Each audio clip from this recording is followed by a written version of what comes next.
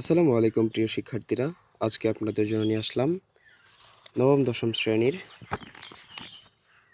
পৌরনীতি ও নাগরিকতা বইয়ের ৩৫ পৃষ্ঠার ৩ নম্বর থেকে শুরু করছি।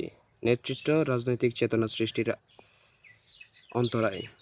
এ শাসন ব্যবস্থা এক নেতার নেতৃত্বে চলে বলে বিকল্প নেতৃত্ব গড়ে ওঠার সুযোগ থাকে না। আবার রাজনৈতিক কর্মকাণ্ডে জনগণের অংশগ্রহণের সুযোগ না থাকায় রাজনৈতিক সচেতনতা তৈরি হয় না। বিপ্লবের সম্ভাবনা। এই শাসন ব্যবস্থায় জনগণের অংশগ্রহণ নেই বললে সর্বদা বিপ্লবের ভয় থাকে। অভ্যন্তরীণ বিরোধিতা ও গণ অসন্তোষ কারণে একনায়কতন্ত্র বেশি দিন টিকতে পারে না। বিশ্বশান্তির বিরোধী।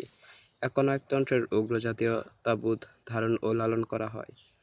ক্ষমতার লোভ একনায়কের মধ্যে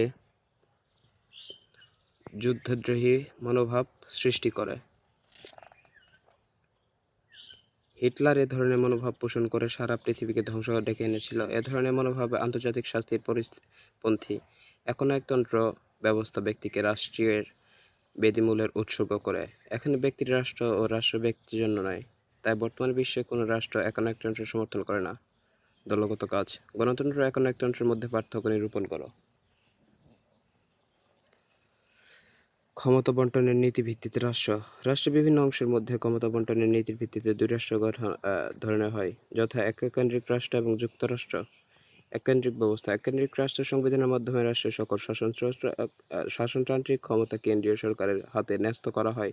ফলে কেন্দ্র থেকে দেশের পরিচালনা করা হয়। শাসন কার্যের সুবিধার জন্য দেশকে বিভিন্ন প্রদেশ বা অঞ্চলে ভাগ করে কিছু ক্ষমতা তাদের হাতে অর্পণ করা হয়। তবে প্রয়োজনীয় কেন্দ্রিক সরকার ক্ষমতা ফিরিয়ে নিতে পারে।